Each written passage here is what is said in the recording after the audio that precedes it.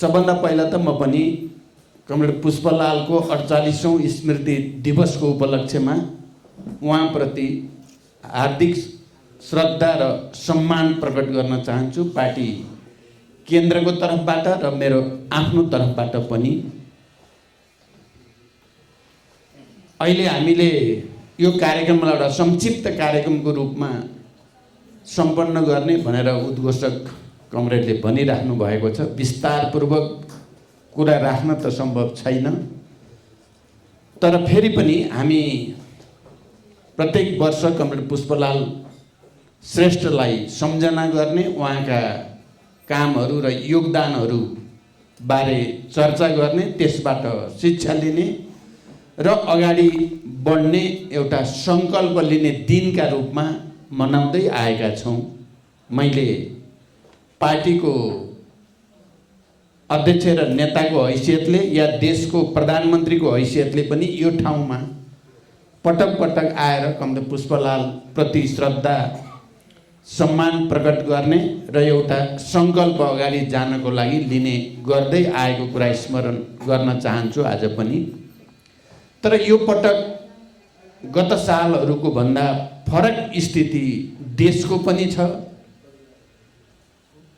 पार्टीहरूको पनि छ र पुष्पलाल स्मृति प्रतिष्ठानको भौतिक संरचना अहिले जसरी यसलाई भत्काइएको छ त्यो भिन्न परिस्थिति र भिन्न अनुभूतिका साथ हामी आज कमरेड पुष्पलाल प्रति श्रद्धा प्रकट गर्दैछौँ। त्यसकारण मेरो विचारमा यो पटक कमरेड पुष्पलाल प्रति श्रद्धा अर्पण गर्नुको हाम्रो तात्पर्य देशमा जुन प्रतिक्रान्तिको हावा चलिरहेको छ, जसले गणतन्त्रका उपलब्धिहरूमाथि या कमरेड पुष्पलालको शिक्षा अनुसार भएका परिवर्तन माथि हमला गरेको छ, त्यसका विरुद्ध फेरि एउटा नयाँ अभियान सञ्चालन गर्ने सङ्कल्पको दिनका रूपमा रहेको छ। हामीले यो प्रतिष्ठानको भौतिक संरचनाको पुनर्निर्माण मात्रै होइन, हामीले वैचारिक र राजनीतिक ढङ्गले कमरेड पुष्पलालले भन्ने गरेको र त्यसको निम्ति उहाँले धेरै मेहनत गरेको विचार निर्माणको निम्ति, सामन्तवाद र साम्राज्यवादका विरुद्ध लड्ने वैचारिक हतियार निर्माणको निम्ति नेपालको इतिहासको भौतिकवादी व्याख्या सहित यहाँका उत्पीडित वर्ग समुदाय अझ कसरी नेपाली समाज मातृसत्तामा थियो र कसरी पितृसत्तासम्म आइपुग्यो भन्ने जस्ता गहन अध्ययन अनुसन्धान गरेर दिशा दिने अनि निरङ्कुशताका विरुद्ध लड्नको लागि मिल्न सक्ने जति शक्तिहरूसँग मिलेर जानुपर्छ, संयुक्त मोर्चा गरेर जानुपर्छ भन्ने शिक्षा दिने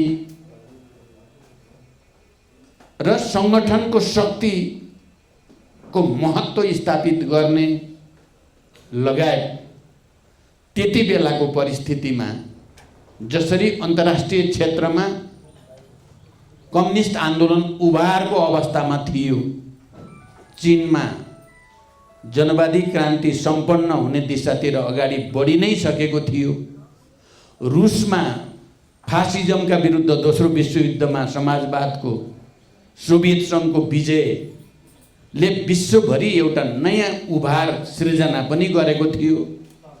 हाम्रो छिमेकी भारत लगायतका देशहरूमा ठुल्ठुला किसान विद्रोहहरू, सशस्त्र क्रान्तिहरू चलिरहेका थिए र त्यस्तो परिस्थितिमा नेपालमा कम्युनिस्ट पार्टीको आवश्यकता महसुस र वैचारिक राजनीतिक धरातल आधार खडा गर्ने कष्टसाध्य कामको जिम्मा कमरेड पुष्पलालले लिनुभयो र उहाँ पार्टीको संस्थापक महासचिवको रूपमा त्यो भूमिका पुरा गर्नुभयो।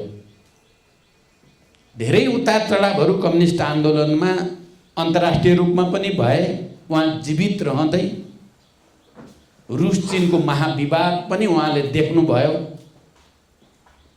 ठुलो विवाद, विश्वव्यापी बहस र त्यो बहसमा उहाँले सही पक्षकै पक्ष पोषण गर्नुभयो र हामी सबैलाई अहिलेको जो पिँढीहरू हामी छौँ हामीलाई मार्गदर्शन उहाँले गराउनु भएकै हो।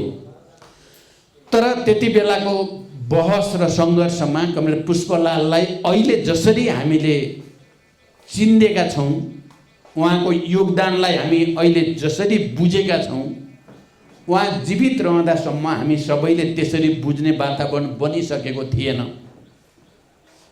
उहाँले अघि सारेको संयुक्त मोर्चालाई पनि, उहाँले निर्माण गर्न खोजेको विचारलाई पनि, भौतिकवादी व्याख्यालाई पनि हामीले अहिले जस्तो गरी बुझेका थिएनौँ। आज हामीले जसरी उहाँलाई बुझेका छौँ र देशमा जुन असाधारण राजनीतिक परिस्थिति अथवा भनौँ प्रतिक्रान्तितिर देश लैजाने, देशको राष्ट्रिय स्वाधीनतालाई नै चाहिँ हमला गर्ने, जनताले प्राप्त गरेका उपलब्धिमाथि प्रहार गर्ने जो काम भइरहेको छ, यस्तो बेलामा पुष्पलाललाई सम्झिनुको अर्थ फेरि एकचोटि प्रतिक्रान्ति विरोधी, प्रतिगमन विरोधी शक्तिहरूका विरुद्ध बृहत मोर्चा बनाएर आन्दोलनमा जाने सङ्कल्पका रूपमा कमरेड पुष्पलाललाई स्मरण गर्नु उपयुक्त हुन्छ भन्ने मलाई लाग्छ र हामी सबैले त्यही सङ्कल्प यो पटक गर्नुपर्ने पनि छ। यसबीचमा नेपालमा गणतन्त्र भएपछि विकसित भएका थुप्रै सकारात्मक कुराहरूमाथि अत्यन्त नकारात्मक ढङ्गले झुटो प्रचार गरेर प्रहार गरिएको छ। भौतिक पूर्वाधारको क्षेत्रमा भएका अभूतपूर्व विकासलाई अवमूल्यन र अपमानित गरिएको छ। शिक्षा र स्वास्थ्यमा भएका प्रगतिहरूलाई अपमानित र अवमूल्यन गरिँदैछ।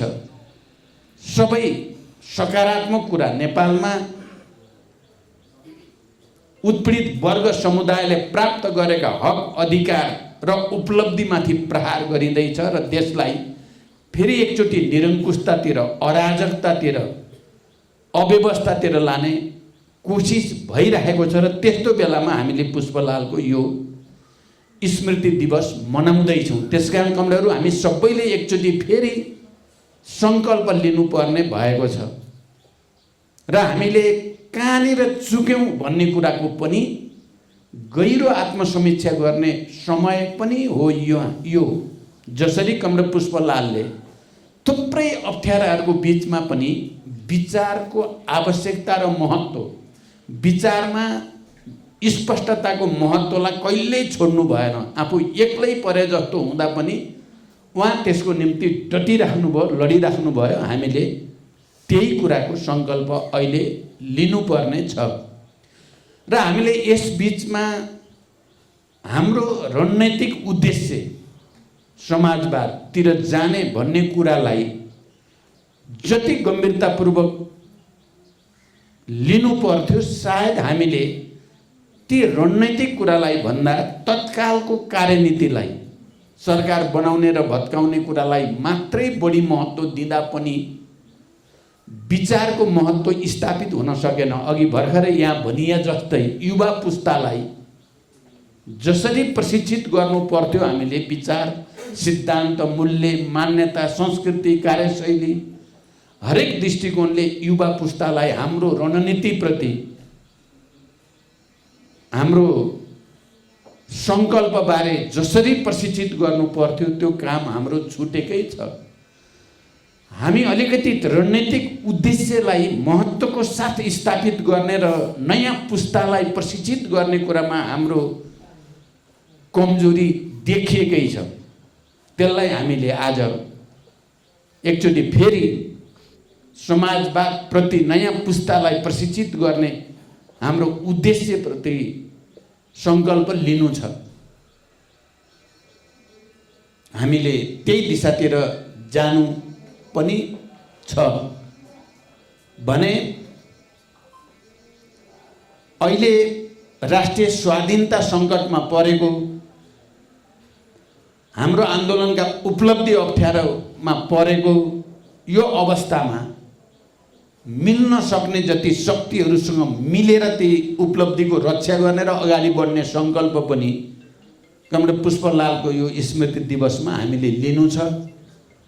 यिनै कुराहरूप्रति म यहाँ सबैलाई चिन्तन मनन गर्न र एउटा नयाँ सङ्कल्पसहित अगाडि बढ्न हामी अहिले प्रयास गरिराखेका छौँ। कम्युनिस्ट आन्दोलनलाई सहकार्यमा ल्याउने र अगाडि बढ्ने, गणतन्त्रवादी शक्तिहरूलाई मोर्चामा ल्याउने र अगाडि बढ्ने र सबै देशभक्तहरूलाई गोलबन्द गर्ने र राष्ट्रिय स्वाधीनताको रक्षा र सुदृढीकरण गर्ने यी कामहरूलाई उच्च प्राथमिकता दिएर अगाडि बढ्दैछौँ। कमरेडहरू, हामी सबैले यो कार्यमा हातेमालो गर्नु छ। कमरेड पुष्पलाललाई आज सम्झिनुको मेरो विचारमा योभन्दा ठुलो अर्थ र महत्त्व अरू हुन सक्दैन। त्यसैको निम्ति सबै कमरेड अपिल गर्दै र अहिले हामी अन्तर्राष्ट्रिय रूपमा पनि फेरि एकचोटि कम्युनिस्ट आन्दोलनलाई अगाडि बढाउनको निम्ति अन्तर्राष्ट्रिय क्षेत्रमा भएका हाम्रा विचार मिल्ने कम्युनिस्ट शक्तिहरू, प्रगतिशीलहरू, साम्राज्यवाद विरोधी शक्तिहरूसँग सहकार्यलाई पनि हामी अगाडि अहिले बढाउँदैछौँ। यो पनि कमरेड पुष्पलाल प्रतिको सम्मान नै हो भन्ने कुरा राख्दै म बिदा हुन्छु। धन्यवाद। अभिवादन।